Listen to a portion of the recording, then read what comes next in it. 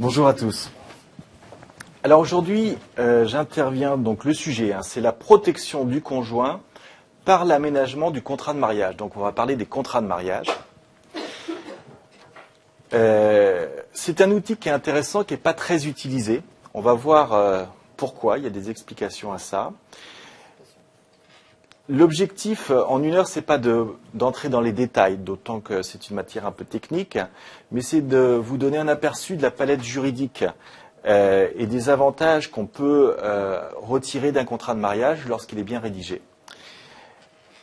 Si vous avez des questions, si certains d'entre vous veulent aller plus loin, je pense qu'il faut consulter votre notaire de famille. S'il y a des questions ou des situations particulières, vous pouvez me les soumettre. Il y a mon email qui est indiqué sur l'écran. N'hésitez pas à me contacter si vous aviez besoin, et M. Leclerc a mes coordonnées. Alors pour commencer, parce qu'on n'a pas beaucoup de temps, on va poser quelques définitions. Un contrat de mariage, c'est un acte authentique. Donc ça veut dire que c'est un acte qui peut être établi uniquement par un notaire. On ne peut pas faire un contrat de mariage sous seing privé. Le contrat de mariage, il peut être fait soit avant le mariage, c'est ce qu'on appelle réellement un contrat de mariage, soit réalisé après le mariage. Là, on va l'appeler un changement de régime matrimonial. Vous avez déjà entendu ce terme, mais un changement de régime matrimonial, c'est ni plus ni moins qu'un contrat de mariage qui a été adapté, soit parce qu'il y avait déjà un contrat de mariage avant le mariage, donc on l'a modifié, soit parce qu'il n'y avait pas de contrat de mariage avant le mariage, et là on a adapté le régime légal automatique qui s'est appliqué aux époux, puisque si on se marie en France sans contrat de mariage, vous savez qu'on est soumis au régime automatique de la communauté légale de biens réduite aux acquêts. Pour information, en 2015, 80% des couples étaient mariés sans contrat. On va faire un petit sondage. Qui est-ce qui est marié avec un contrat parmi vous? Oui, donc là on voit que vous êtes hors des statistiques, ce qui est logique, puisque vous avez des professions qui justifient, et on va voir pourquoi, de mettre en place un contrat de mariage. Pour information, ce régime légal de la communauté réduite aux acquêts existe depuis 1966, exactement depuis le 1er février 1966. Avant, c'était un autre régime, le régime légal, le régime automatique, c'était le régime de la communauté de meubles et acquêts. Et je vais vous expliquer tout à l'heure que ce régime, il peut être intéressant parfois. Toujours dans les définitions, je voulais vous indiquer que dans les contrats de mariage ou dans les changements de régime matrimoniaux, on peut insérer des clauses spécifiques pour améliorer la protection du conjoint survivant. Ces clauses vont procurer ce qu'on appelle un avantage matrimonial. C'est de ça qu'on va parler aujourd'hui. Et ces avantages matrimoniaux, juridiquement, ils sont traités de façon particulière. Ils ne sont pas considérés comme des donations. Et ça, c'est intéressant. C'est-à-dire qu'ils vont se cumuler, ces avantages matrimoniaux, aux donations qu'on peut se faire entre époux, soit par testament, comme vous en a parlé un confrère hier, soit par une donation entre époux, donation au dernier vivant, qui sont peut-être des actes que vous avez faits les uns les autres, on va en parler tout à l'heure. Je voulais aussi vous préciser que ces avantages matrimoniaux vont prendre effet qu'à la fin du mariage. Ce n'est pas en cours de mariage qu'on procure ces avantages. Et la fin du mariage, c'est quoi? C'est deux hypothèses, soit le divorce, soit le décès. Donc ces avantages matrimoniaux vont pouvoir procurer un avantage au conjoint, soit au décès, soit au divorce. Alors dans la pratique, on utilise surtout ces avantages matrimoniaux pour procurer un surplus de droits au conjoint au décès, mais on peut aussi le prévoir en cas de divorce, ou au contraire, faire en sorte que l'avantage matrimonial ne joue qu'en cas de décès et pas en cas de divorce. On donnera des exemples tout à l'heure. Alors, on a une problématique. Je me rends compte que les notaires n'utilisent pas beaucoup les contrats de mariage. Il faut savoir que lorsque des futurs époux, qui ne sont pas encore mariés, viennent nous voir, nous consulter pour nous dire est-ce qu'il faut faire un contrat de mariage. C'est ce qui vous est certainement arrivé avant de vous marier. Vous êtes allé chez le notaire, et il vous a demandé votre situation familiale, votre profession, et il vous a dit, écoutez, une séparation de biens, j'imagine pour la plupart d'entre vous, est un contrat intéressant. La problématique, c'est que on met en place un contrat de mariage juste avant le mariage, et puis la situation évolue au niveau patrimonial, au niveau familial, au niveau professionnel, et on ne modifie pas ce contrat de mariage. C'est là où je vous invite à retourner faire le point chez votre notaire pour voir si, après quelques années de pratique du mariage, il pourrait être intéressant éventuellement de modifier ce contrat de mariage pour y insérer certaines clauses, certains avantages matrimoniaux dont on va parler aujourd'hui. Les notaires n'utilisent pas non plus beaucoup cet outil parce que c'est un outil qui est un peu technique, un peu complexe. Vous allez voir que les clauses qu'on peut insérer dans les contrats de mariage nécessitent d'avoir bien pensé, de faire ce que j'appellerais du sur-mesure et pas du prêt-à-porter. Et ça, c'est important de prendre rendez-vous chez votre notaire pour faire un vrai bilan de patrimoine et voir aujourd'hui, dans votre situation à l'heure actuelle, s'il est pertinent de modifier le régime matrimonial pour faire du sur-mesure et non pas garder ce contrat de mariage prêt-à-porter qui avait été fait il y a quelques années. Il faut savoir aussi que avant 2007, modifier le régime matrimonial était quelque chose d'assez lourd. Il y avait une homologation systématique auprès du tribunal de grande instance. Non pas que c'était compliqué, non pas que l'homologation était refusée, parce que dans 99,99% des cas, on avait l'homologation, mais c'était un peu lourd de fonctionnement, un petit peu long. Depuis 2007, on n'a plus cette homologation systématique. Elle est nécessaire dans certains cas, notamment quand il y a des enfants qui sont mineurs. Enfin, pour en terminer avec les définitions, c'est un peu technique, je suis désolé, là, de bon matin, comme ça, j'espère que je ne vais pas vous endormir ou vous assommer. Mais pour en finir avec les définitions, je voudrais préciser qu'il ne faut pas confondre les avantages matrimoniaux que vous allez pouvoir tirer du contrat de mariage avec les avantages que vous allez pouvoir tirer de la donation entre époux ou du testament dont vous avez parlé hier. Le contrat de mariage et ses avantages matrimoniaux vont se cumuler avec ceux de la donation entre époux. Vous comprenez qu'on peut donc aller très loin dans l'avantage du conjoint survivant. Alors, il y a des petites limites quand même. On va les revoir tout à l'heure. Je vais vous parler, dans un premier temps, de la grande liberté de choix des différents types de contrats de mariage qui existent en France et des clauses qu'on peut y insérer pour donner des avantages aux conjoints. En France, on a un principe, c'est la liberté des conventions matrimoniales.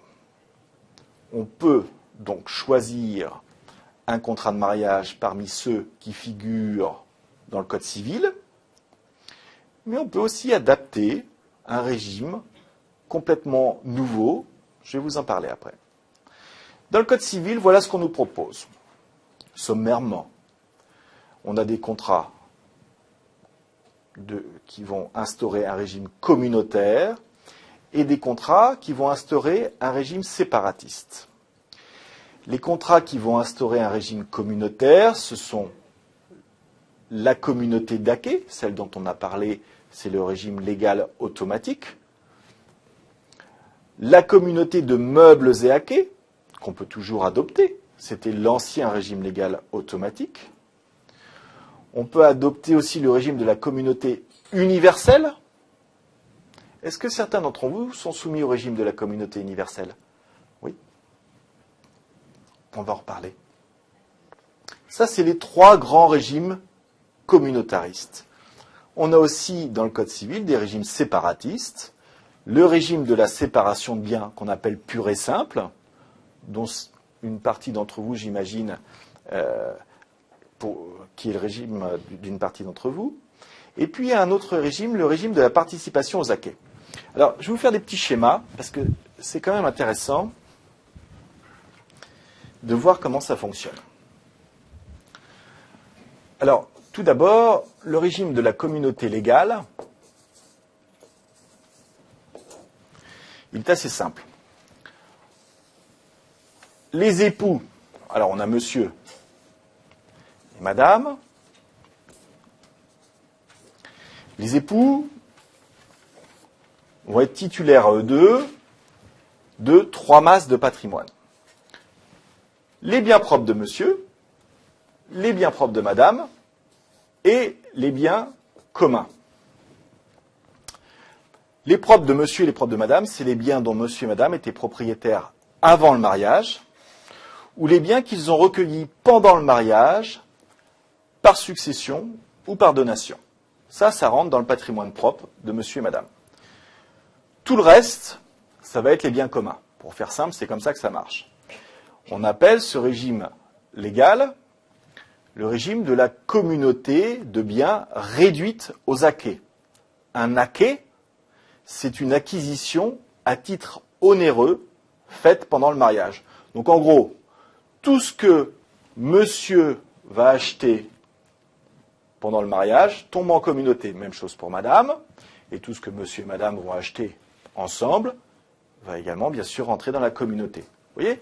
Donc à la fin, au bout d'un certain nombre d'années de fonctionnement de ce régime matrimonial, on a une masse de communauté qui est souvent très importante par rapport aux masses de biens propres.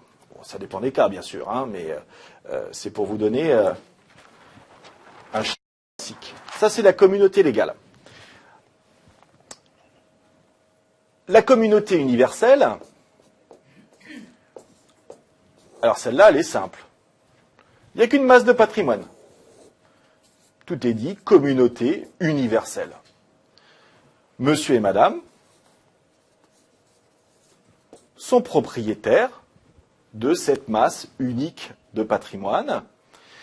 Et on va voir qu'avec ce régime matrimonial, souvent on insère une clause qui va faire qu'on va attribuer cette communauté universelle au conjoint survivant. On va en reparler, c'est bien, mais quelquefois on peut faire mieux, parce que ça c'est un peu fort d'attribuer systématiquement la communauté au conjoint survivant.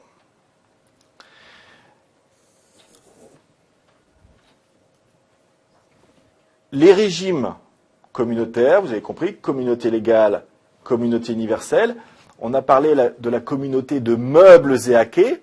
Donc dans ma communauté de meubles et acquets, dans mon patrimoine commun qu'on a vu tout à l'heure, entouré par chacun des patrimoines propres, je vais avoir dans mon patrimoine commun tous les acquets, tout ce que l'un des époux ou les époux ensemble auront acquis à titre onéreux pendant le mariage, et en plus tous les meubles. Et là, peu importe l'origine des meubles, que ce soit des meubles qui appartenaient aux époux avant le mariage ou qu'ils ont reçus par donation ou par succession, tout ça, tout ce qui est meuble va rentrer dans la communauté.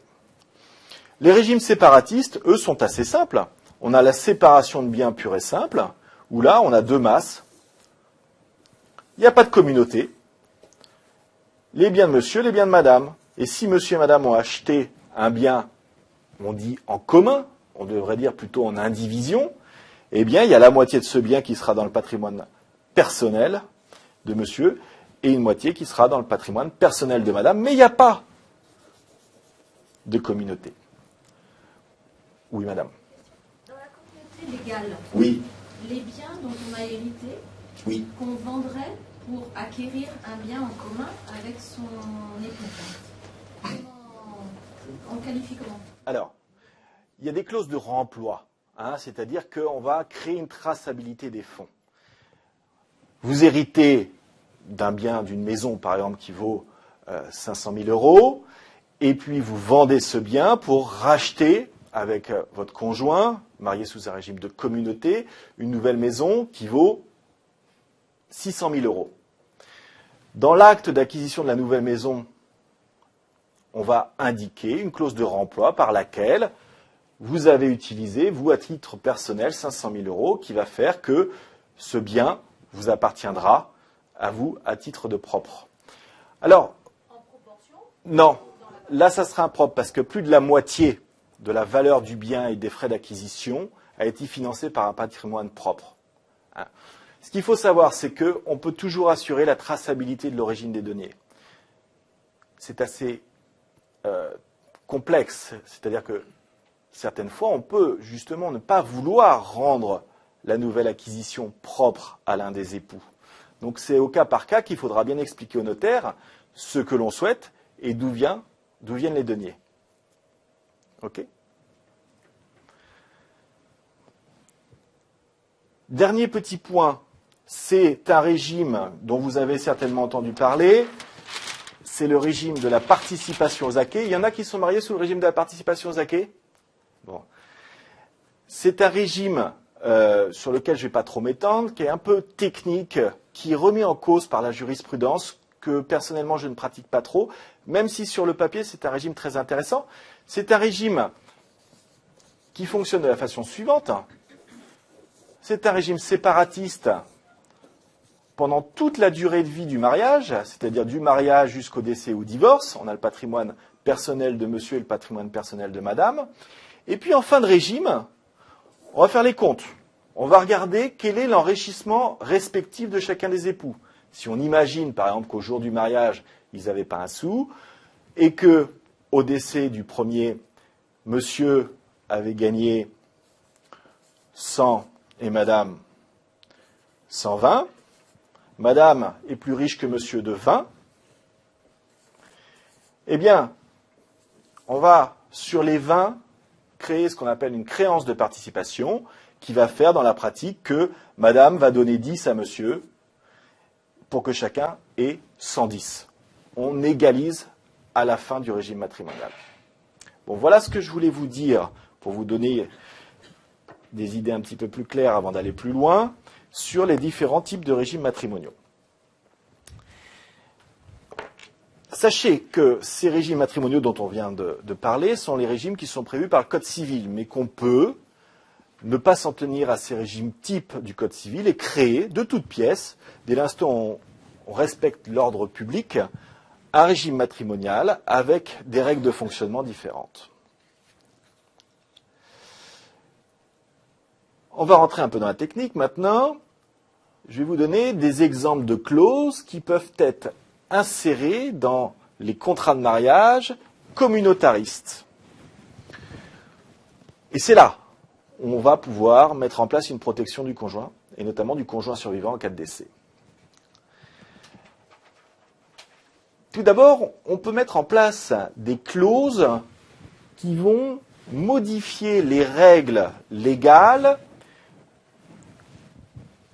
d'entrée des biens dans la masse commune. On en a parlé d'ailleurs. On peut, par exemple, dire que les meubles seront, quelle que soit leur origine, peu importe qui les a achetés, peu importe qu'ils aient appartenu à l'un des époux avant le mariage ou qu'ils les aient reçus par donation ou par succession, tous les meubles vont rentrer dans la communauté.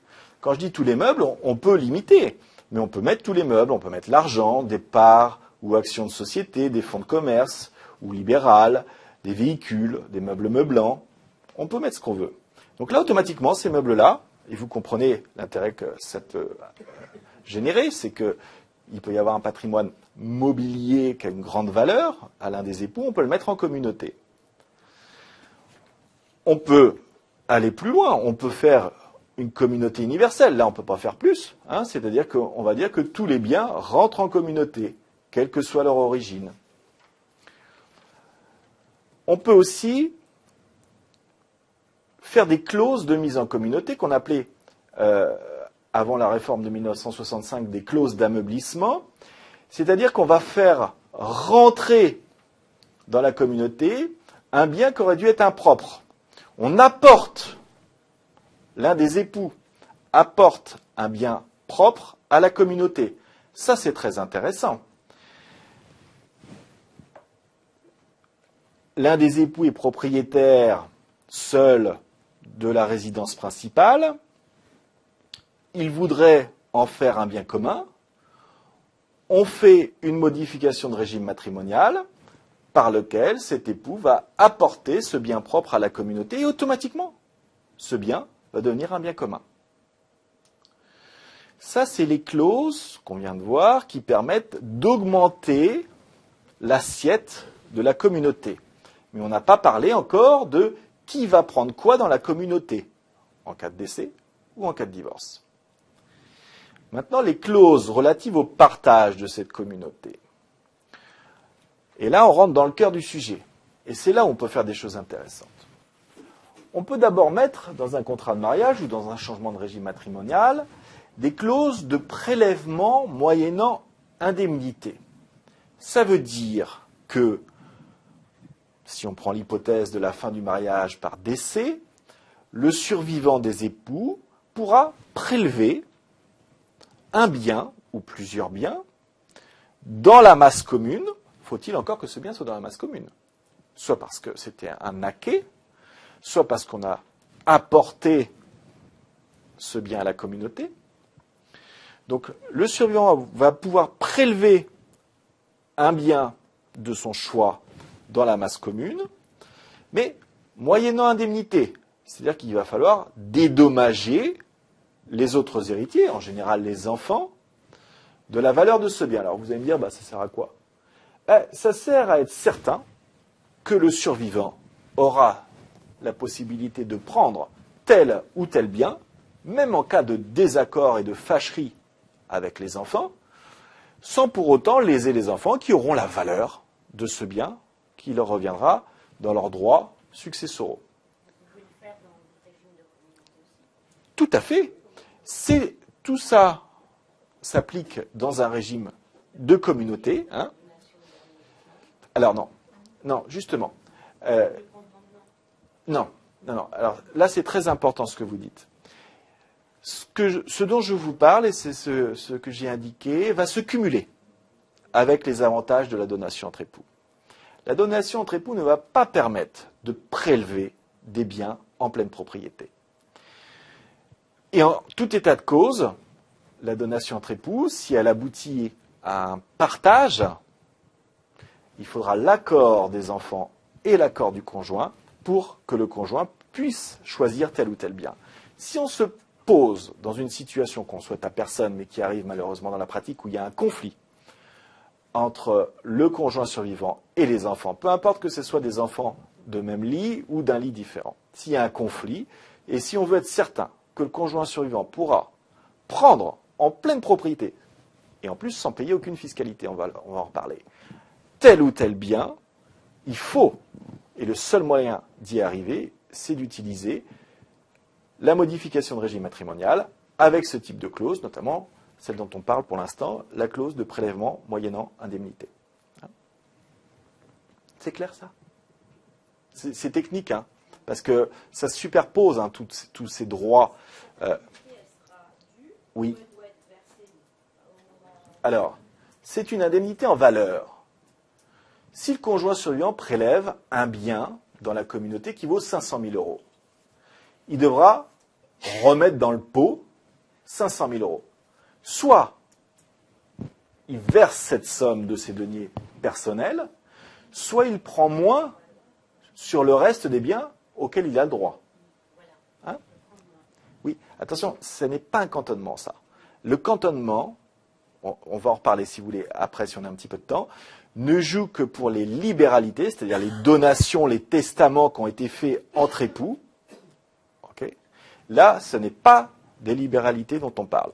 C'est un prélèvement, ce n'est pas une donation, c'est la faculté qu'on donne au conjoint de prendre un bien, sans rien avoir à demander à personne. Et là, dans ma clause de prélèvement moyennant indemnité, il devra verser une somme d'argent pour remettre la valeur qui reviendra aux autres héritiers, qui ne seront donc pas lésés en valeur. Ça lui donne une grande sécurité pour être certain que le conjoint survivant aura tel ou tel bien. On va plus loin maintenant. La clause de préciput. Alors, ce n'est pas un gros mot. Ça vient du latin. Ça vient de prae, avant, capio, prendre, qui doit être fourni avant toute chose.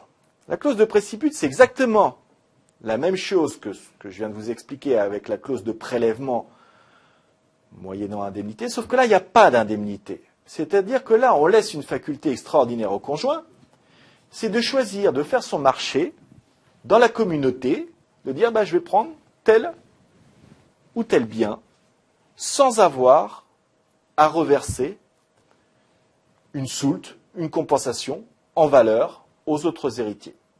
Et en plus, ce n'est pas une libéralité, ce n'est pas une donation.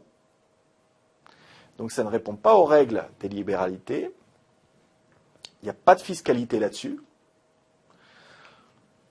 Ça permet, vous le comprenez bien, de mettre en place une protection très importante au profit du conjoint. Et j'attire votre attention sur un point, c'est que cette clause de préciput, c'est une faculté qu'on laisse au conjoint. Et ça, c'est intéressant.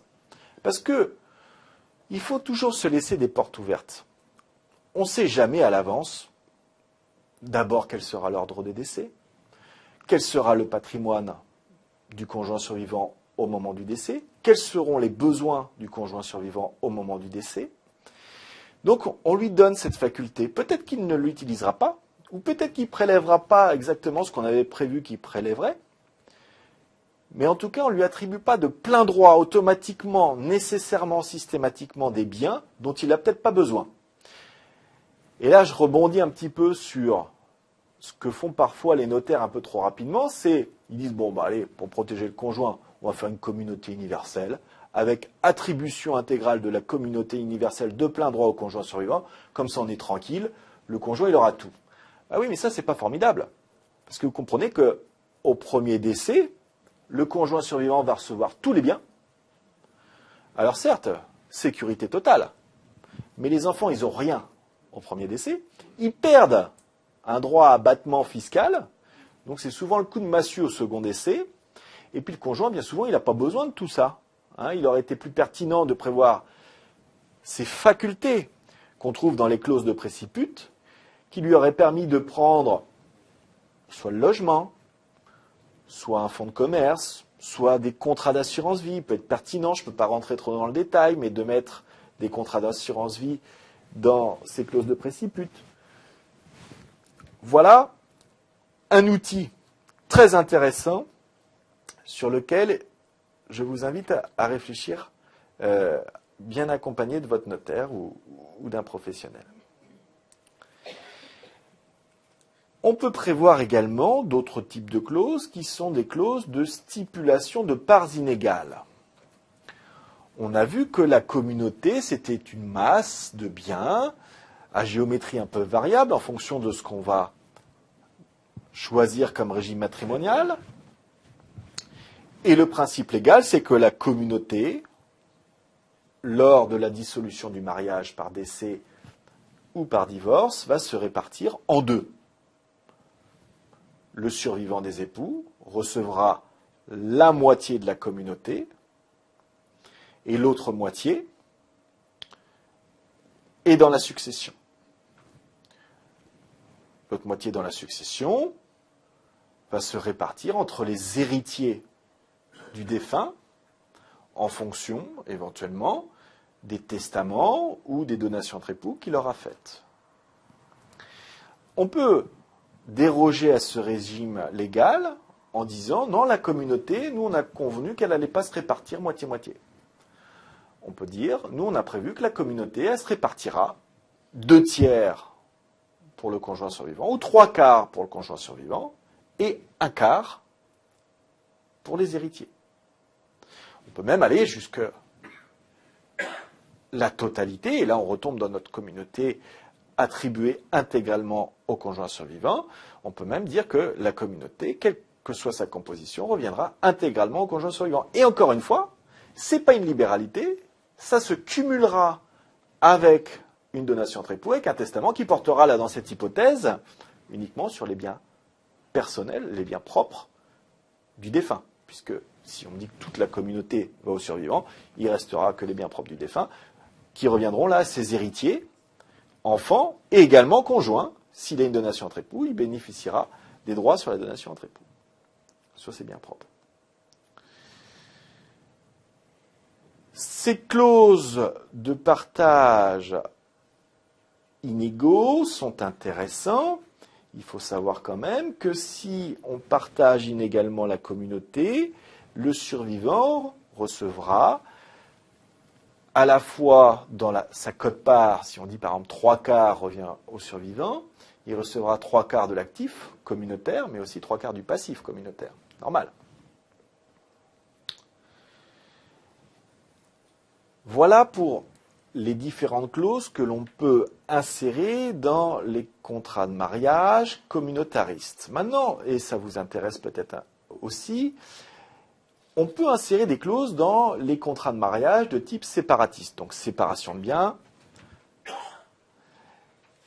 Tout d'abord, on peut insérer une clause qui est bien intéressante, c'est la société d'acquet. Est-ce que certains d'entre vous ont une séparation de biens avec société d'acquet?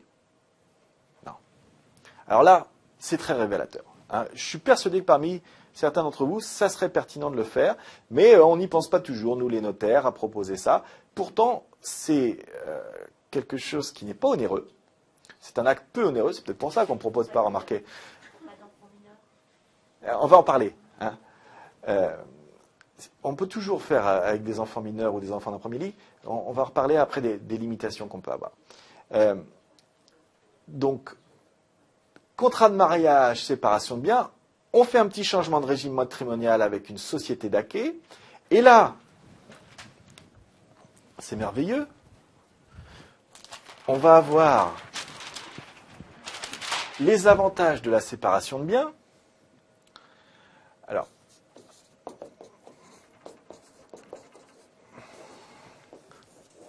on a toujours le patrimoine personnel de monsieur et celui de madame.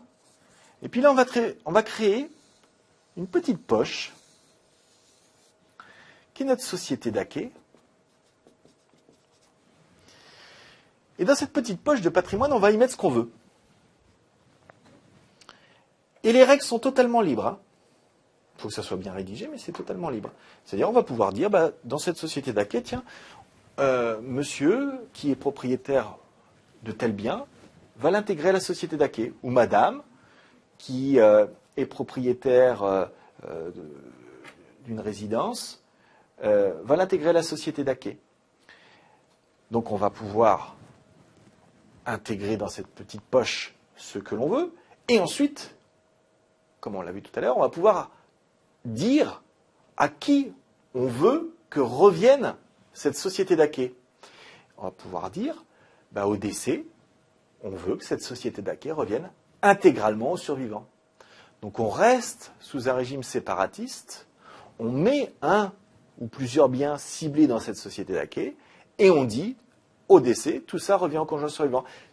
Avec les mêmes règles, c'est-à-dire que ce n'est pas une libéralité, on n'a pas de fiscalité, et ça se cumule avec la donation entre époux ou le testament. Non, pas plusieurs sociétés d'acquet. Par contre, dans la société d'acquet, on peut mettre plusieurs biens. Est-ce que c'est des biens qui viennent d'être acquis? On fait ce qu'on veut. On met ce qu'on veut. Qui étaient déjà dans le régime de séparation? On met ce qu'on veut. Mais l'évaluation dit bien. Ouais. Ah non. Ah non. Quelqu'un d'autre que les époux? Ah non. Non, non, non. Là, on rentre dans les libéralités, c'est une donation. Ou un testament. Et il n'y a pas de droit? Non. Non, non. Il faut bien circonscrire ce dont on parle. On parle du contrat de mariage, donc qui concerne que les époux, des avantages matrimoniaux qui ne sont pas des libéralités. Donc, le fonctionnement est celui que je vous ai indiqué. Ce qu'on va mettre dans la société d'acquet, ce que les époux vont mettre dans la société d'acquet, ils ont une totale liberté. On peut mettre une SCI? Oui, départ, oui, tout à fait. On peut mettre ce qu'on veut dans la société d'acquet et on peut attribuer cette société d'acquet selon les modalités que l'on souhaite à l'un des époux. On pourrait dire, par exemple, que la société d'acquet sera dévolue uniquement en usufruit aux survivants. Donc, naturellement, la nue propriété reviendrait aux enfants. C'est un exemple. On peut aller loin dans la technique. Chaque cas est spécifique. Ça nécessite un vrai bilan de patrimoine pour voir un petit peu qu'est-ce qui est opportun de faire pour protéger le conjoint. Mais c'est un très bel outil. On peut également, dans ces régimes séparatistes, excusez-moi, je vais un petit peu vite, mais on n'a pas beaucoup de temps, On peut également, dans ces régimes séparatistes, insérer des clauses de participation aux acquêts. Je vous en ai parlé un petit peu tout à l'heure. Moi, je ne suis pas très favorable à ça. C'est assez complexe et la jurisprudence maltraite les régimes de participation aux acquêts parce que je crois que les juges ont un peu du mal à comprendre comment ça fonctionne. Il faut dire que ça peut être très compliqué dans la pratique.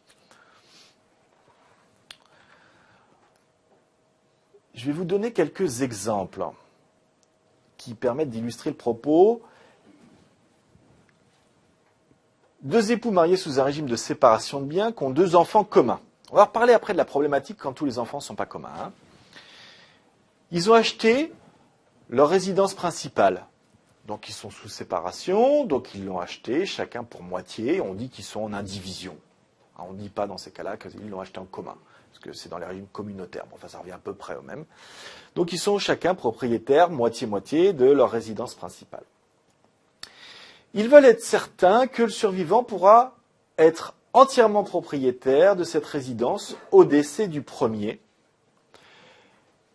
pour pouvoir la vendre sans demander l'avis des enfants. Ça, c'est un schéma qui est hyper classique, parce que les gens se disent, un petit peu en vieillissant, bon ben voilà, le jour où le premier de nous deux partira, si c'est moi qui reste, je resterai pas dans cette maison, trop de souvenirs, trop grande, et puis il serait bon quand même que le survivant puisse la vendre sans avoir à demander l'accord aux enfants, parce que d'abord on ne sait pas s'ils donneront l'accord. Et puis, quelquefois, on se dit, bon, c'est pas forcément très agréable d'avoir à demander l'accord aux enfants pour vendre un bien qui est le fruit du travail d'une vie. Enfin bon. Donc, dans ces cas-là, il y a un schéma très simple.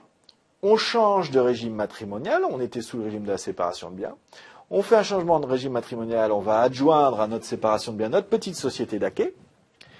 Chacun des époux va apporter sa moitié de résidence principale à la société d'acquêt, et on prévoira une clause de préciput au profit du conjoint survivant pour que le conjoint puisse, s'il le souhaite, moi je préfère toujours laisser la liberté, s'il le souhaite, prélever dans cette société la résidence principale. Le tour est joué, pas de fiscalité, au titre des donations, il y a des taxes de publicité foncière, mais c'est le moyen le plus simple et le moins onéreux d'arriver à nos fins, si nos fins, c'est de laisser la pleine propriété de la maison au conjoint survivant. Ça peut pas être fait dans l'islam. Ah non, encore une fois, et c'est tout. Attendez, je réponds juste parce que c'est une question intéressante. Encore une fois, tout ce dont je vous parle aujourd'hui, c'est pas des libéralités, c'est pas des testaments, c'est pas des donations. C'est des avantages matrimoniaux qui répondent à un régime juridique spécifique et qui se cumulent avec les droits successoraux. D'où l'intérêt. Ça ne va pas s'imputer sur les droits du conjoint grâce à la donation entre époux ou les droits légaux du conjoint. Deuxième exemple. Et ça arrive très souvent dans nos études. Vous avez 2 époux qui viennent. Il y en a un qui a un sourire, il y en a un autre qui fait la tête. Celui qui fait la tête, c'est lui qui prend la parole et il nous dit faut trouver une solution. Parce que la maison, elle appartient soit à monsieur, soit à madame. Moi, je ne suis pas propriétaire. Je ne me sens pas chez moi. J'ai payé l'emprunt. Il faut me trouver une solution, ça coûtera ce que ça coûtera.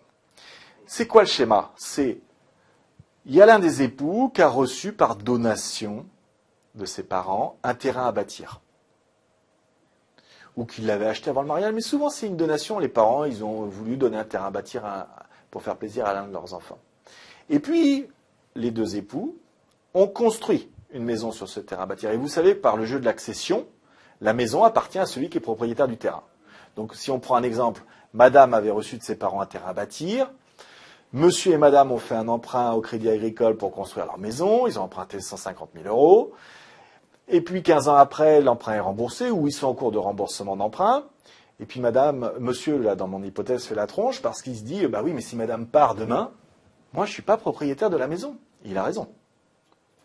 Alors, il n'est pas dénué de tout droit, on ne va pas rentrer dans le détail, mais il a une créance envers son épouse. Mais les créances, c'est compliqué. Il faut se mettre d'accord sur l'évaluation, puis on n'est pas propriétaire. Donc, monsieur, il dit, qu'est-ce qu'on peut faire pour devenir propriétaire? Et bien là, on change le régime matrimonial. C'est hyper simple. Alors, ça va dépendre s'ils sont déjà sous un régime de communauté ou de séparation, mais peu importe, on va y arriver. On va faire l'apport par madame du terrain et de la maison à la communauté ou à la société d'acquet s'ils sont sous un régime séparatiste. Éventuellement, si l'emprunt n'est pas encore remboursé, on va apporter l'emprunt, on va mettre tout ça dedans. Et puis, on va prévoir une clause par laquelle un préciput, le survivant, pourra recueillir le bien. On n'est pas obligé d'ailleurs de mettre le préciput, parce que leur objectif, c'était déjà d'être copropriétaire, que ce bien devienne un bien commun, et ça, on y est arrivé. Et encore une fois, on y arrive à moindre coût et avec des actes simples. Et ça, les notaires n'ont pas beaucoup de réflexe là-dessus. Je vous le dis parce qu'il faut suggérer quelquefois cette idée aux notaires. Et là, vous êtes dans quel régime? Quel que soit le régime. On y arrive avec un régime communautaire ou séparatiste. Mais en faisant une société d'acquis? Alors, si c'est un régime séparatiste, en faisant une société d'acquet. En régime de communauté, on apporte à la communauté, tout simplement. Pareil. Ah oui, c'est un changement de régime matrimonial. C'est un acte notarié. Alors, les conséquences de ces avantages matrimoniaux, c'est encore un peu technique, j'en suis désolé, mais la matière est ce qu'elle est. Quand on fait ce que je viens de vous indiquer, des changements de régime matrimoniaux avec des clauses spécifiques qui vont donner des avantages aux époux, il peut y avoir des conséquences civiles et des conséquences fiscales. Civilement, je vous l'ai déjà dit à plusieurs reprises, sachez que ça n'est pas des libertés, ce n'est pas des donations, donc ça viendra en plus des droits dans la succession. C'est-à-dire, s'il y a une donation entre époux, vous aurez à la fois votre avantage matrimonial et à la fois l'émolument que vous recevrez dans le cadre de la donation entre époux. Fiscalement, depuis le 21 août 2007, la loi de TEPA, vous savez que M. Sarkozy avait fait un cadeau, il avait dit qu'il n'y avait plus de droit de succession entre époux. Avant 2007, vous comprenez qu'il y avait un avantage supplémentaire à ce que je viens de vous dire, puisque tout ce qu'on transmettait grâce aux changements de régime matrimoniaux et aux clauses que je viens de vous présenter était exonéré de taxes. C'était super. Depuis 2007, de toute façon, il n'y a plus de droit de succession entre époux. Donc là, il n'y a pas d'avantage fiscal. Je précise quand même que la loi TEPA, elle n'a pas vocation, c'est un régime d'exception, elle n'a pas vocation forcément à durer indéfiniment. Bon, ça, on verra. En cas de divorce, souvent les gens me disent, bah oui, mais... Pardon ? Si c'était dans les tuyaux que cette disposition disparaisse, Oui. vous allez avoir beaucoup de travail. Oui. Mais ils ont tellement besoin de sous que ce ne serait pas impossible qu'on rétablisse tout au moins partiellement les droits de succession entre époux. On verra.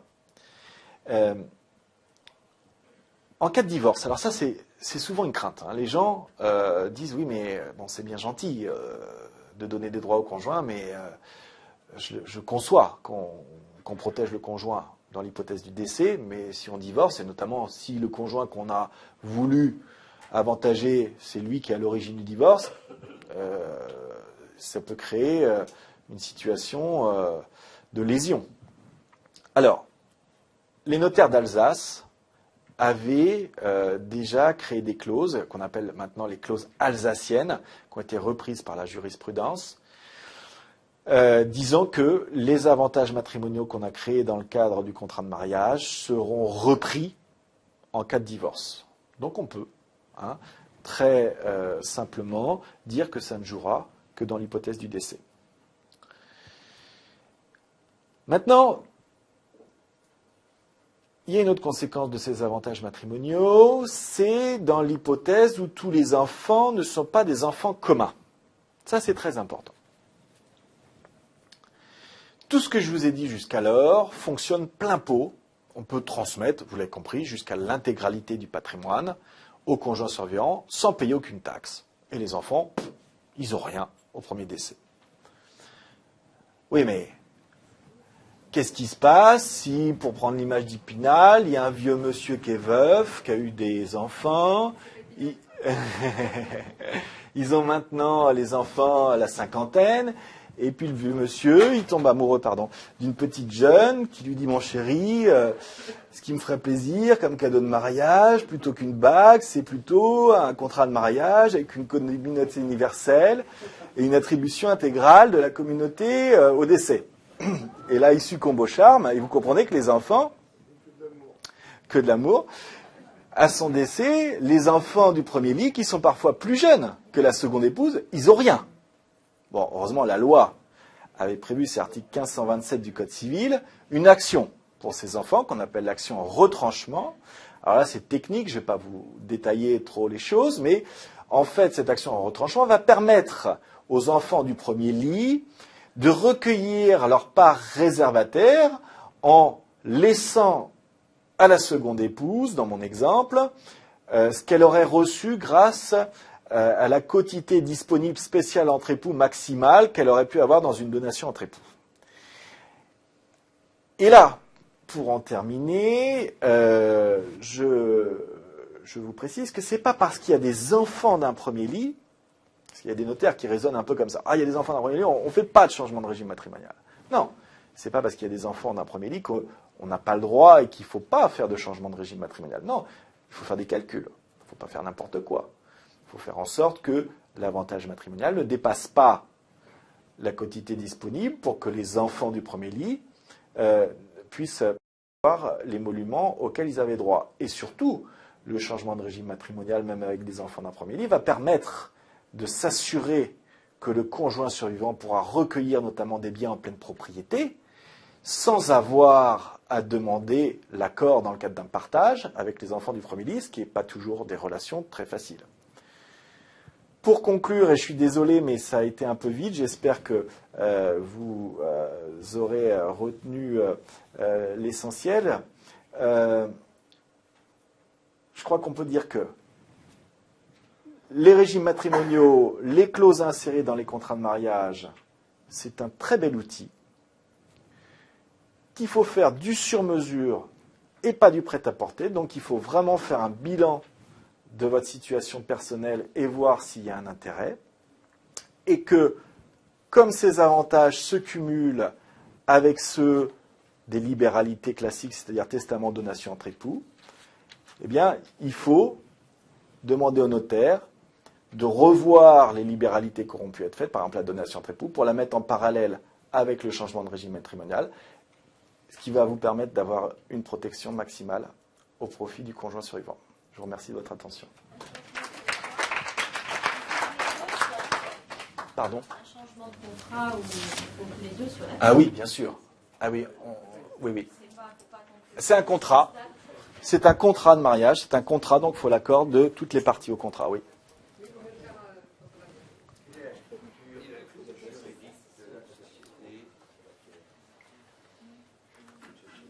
Alors le terme société d'acquet, c'est un terme juridique, mais c'est une masse de biens communs dans un régime séparatiste.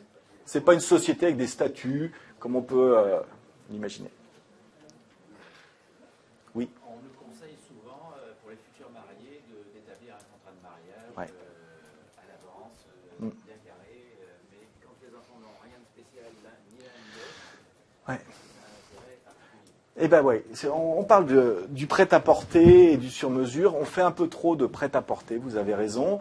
Et on dit, faites un contrat de mariage, au pire ça servira à rien et peut-être que ça sera utile. Alors, faire un contrat de mariage, objectivement, faire un contrat de mariage pour des jeunes futurs époux qui n'ont aucun patrimoine, si on fait un contrat de mariage de séparation de biens pur et simple, on ne fera pas de bêtises. Et puis on pourra l'amender ensuite, le modifier ensuite, par des modifications de régimes matrimoniaux, comme on vient de le voir. Par contre, il ne faut pas se lancer dans des contrats de mariage trop contraignants pour ces futurs époux. Par exemple, moi je refuse, même si on pourrait tout à fait le faire, de faire des communautés universelles pour des jeunes époux. Le coût est basé sur quoi? Sur la masse patrimoniale Alors, il y a les honoraires du notaire qui sont tarifés par la loi. qui ne sont pas très onéreux, ça coûte pas cher un contrat de mariage. Hein, c'est, pour vous donner un ordre de grandeur, un contrat de mariage dans lequel il ne va pas y avoir d'apport de biens immobiliers, donc pas de fiscalité immobilière, ça coûte entre 1 000 et 1 500 euros. Donc c'est pas grand-chose par rapport à l'avantage que ça peut procurer. Là, on va avoir un coût un petit peu plus important, c'est quand il y a des transferts de biens immobiliers, parce que là, il y a une taxe de publicité foncière.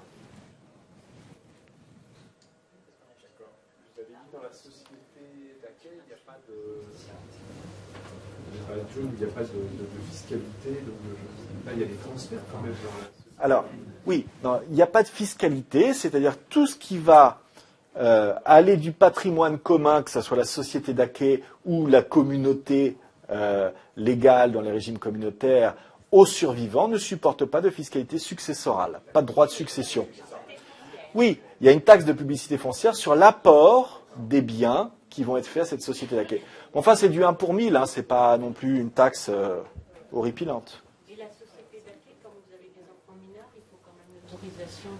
Alors, quel que soit le changement de régime matrimonial, s'il y a des enfants mineurs, on doit le soumettre au tribunal de grande instance. C'est une formalité. Hein.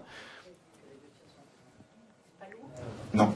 Enfin, c'est une formalité, mais pour le tribunal de grande instance, en fait, sa saisine est faite pour vérifier qu'il n'y a pas de lésion des enfants, mais dans 99,99% des cas, il n'y en a pas, sauf si c'est des enfants d'un premier lit et qu'on n'a pas pris soin de réserver leur part réservataire.